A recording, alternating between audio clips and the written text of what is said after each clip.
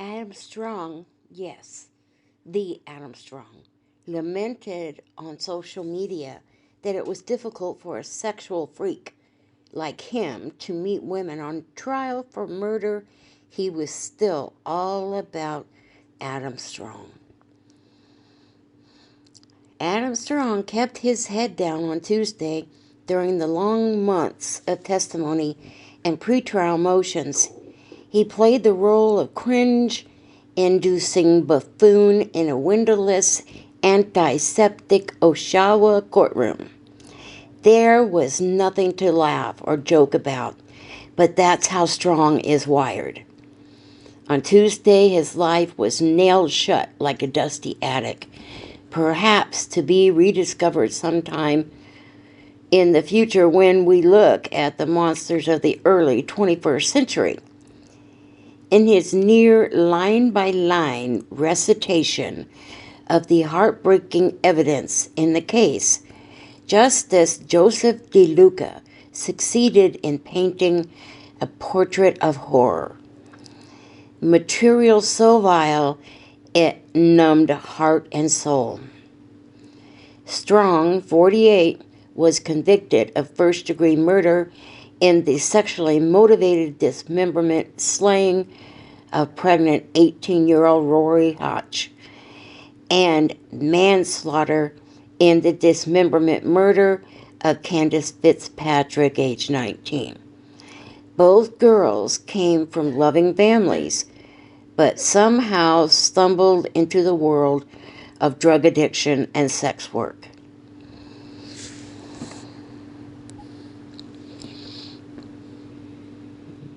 Lurking in the shadows of that netherworld was Strong, a sometime gas station attendant and occasional film set security guard, and he was ready to pounce upon the vulnerable.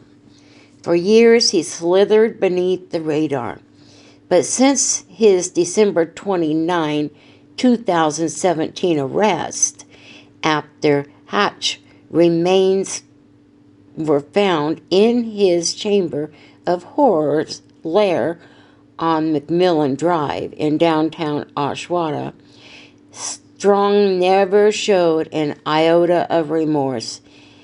It is a gaping empathy deficit. Two innocent girls, described as sweet and kind, in better days, saw any hope and promise of this life eliminated by Adam Strong.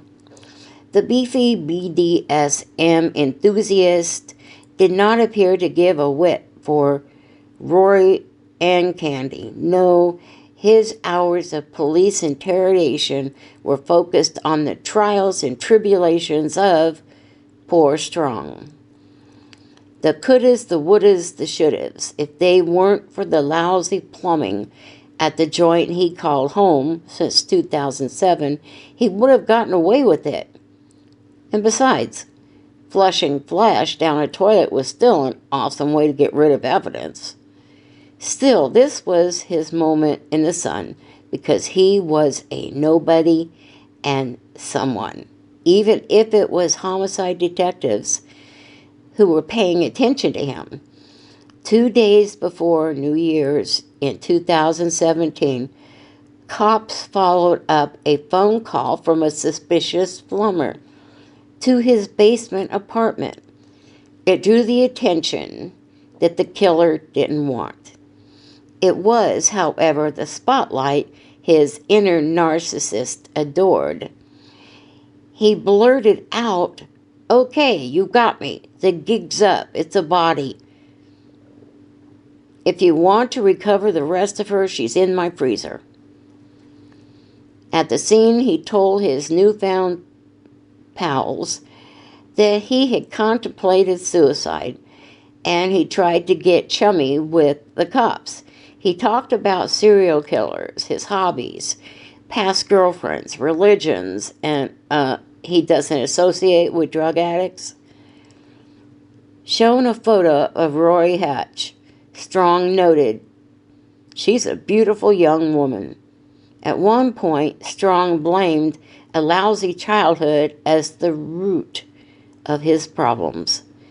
They are my actions, but I don't think I would have made those actions had I been nurtured, he told detectives. It was a really bad childhood. One detective asked him if he had any empathy for the murdered young woman in the photo. "Oh, I don't know," Strong sniffed. "I'm kind of over it." When the banality of Adam Strong is tallied against his sickening deeds, the chill runs very, very deep indeed. And the sum total adds up to tears and despair for Candy and Rory's friends and family, and a society that could have produced such a monster. Mr. Strong was sentenced to life in prison for killing and dismembering 2 young women in Oshawa over the span of nearly a decade. He is a dangerous predator who will never be seen in public again, the judge said Friday.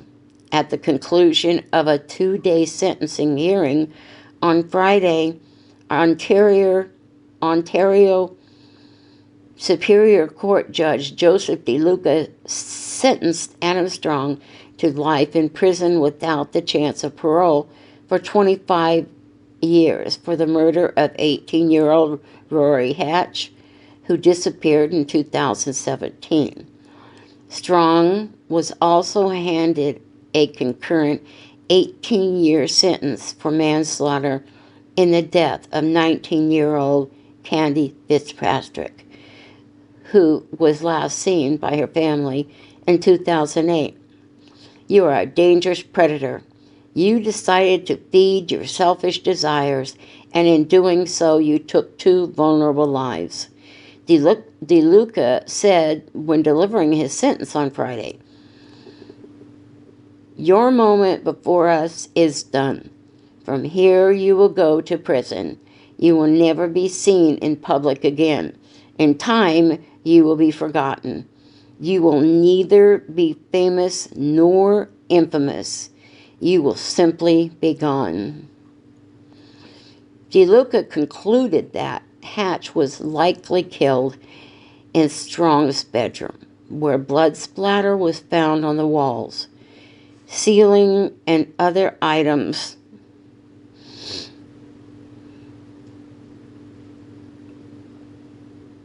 Also on a spreader bar, which the judge described as a sex toy used for bondage-style activities, indicated that Hatch was likely being restrained when she was killed.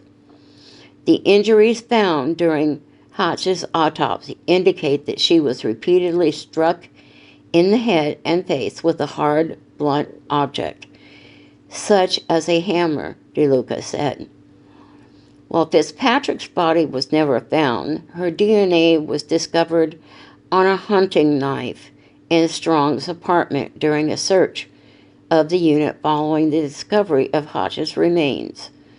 Although Strong was also charged with murdering Fitzpatrick, DeLuca said there was insufficient evidence to prove that Strong intended to kill, saying only that it was clear the accused unlawfully caused her death. Strong's lawyers conceded that he dismembered the 2 women, but denied that he murdered them. In victim impact statements submitted to the court on Thursday, the families of both women spoke about the trauma they have faced in the wake of Strong's horrific crimes.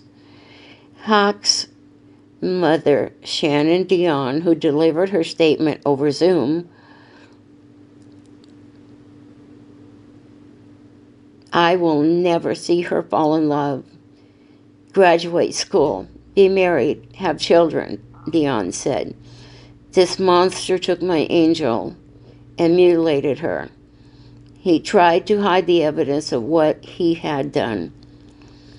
While the first-degree murder conviction for Hawk's death carried a mandatory sentence of life in prison without the chance of parole for 25 years. The Crown pushed for an 18-year concurrent sentence for the manslaughter conviction in Fitzpatrick's death, arguing that the indignity to her body and destroying evidence were aggravating factors. He made sure that all remnants of Candy Fitzpatrick were destroyed. He tried to conceal not only who killed Candy, but also the manner in which she was killed. Crown prosecutor Jin Won Kim told the court on Friday for 10 years he went undetected. The defense argued that a sentence in the range of 8 to 10 years would be more appropriate given the evidence that was available to the judge. Strong cannot be rehabilitated, judge says. The 18-year sentence for manslaughter is not impact Strong's parole eligibility period, as it will be served at the same time as his life sentence, not consecutively. He will become eligible to apply for parole on December 29, 2042. DeLuca said Strong has demonstrated in the clearest way possible that there is no reasonable prospect for rehabilitation. The sentence I impose today, I can never undo the harm that Adam Strong has caused. It can never erase the horrors that the family of the victims have endured. I can never change the final moments of Miss Huck's and Miss Fitzpatrick's life, and it cannot bring them back, he said. It can ensure that Mr. Strong will never again walk completely free in our community. The sentence I impose will likely ensure that he will never get out of prison.